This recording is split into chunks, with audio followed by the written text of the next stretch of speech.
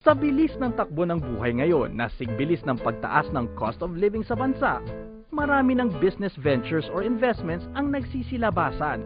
Pero alin nga ba sa mga ito ang maaaring paggugulan ng ating salapi? Bilang isang OFW, para sa akin at sa aking pamilya, magandang investment ang condominium. Mas mabilis mas-appraise ang value niya. Para sa akin, mas ideal yung condo.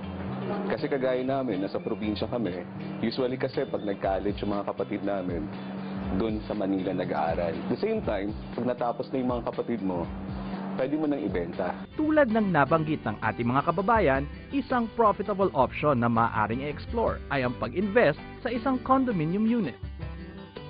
Karamihan sa mga condominium ngayon, tulad ng mga naitayo ng SM Development Corporation o SMDC, ay easily accessible within the metro at malapit sa mga shopping center, eskwelahan at public transportation. Kaya naman, convenient talaga.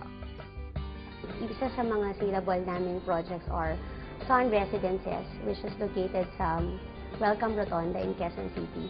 The University Belt is near there. Grass Residences also in SM North EDSA. This is fully furnished, so wala na silang iintindihan, lilipat na lang sila. It's really good for investment as well as Jazz Residences. It's in Makati, so it's very near the Central Business District. Napakalapit din sa mga malls, at everything is there na.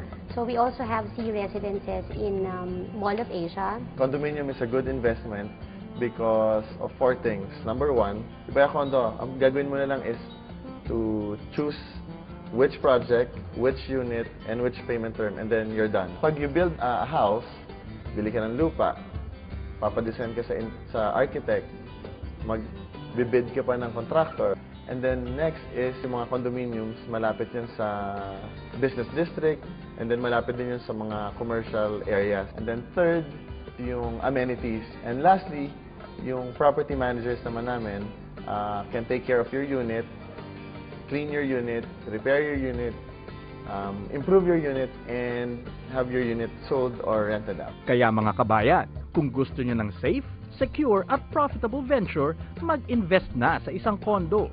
May tirahan ka na, may pagkakakitaan ka pa.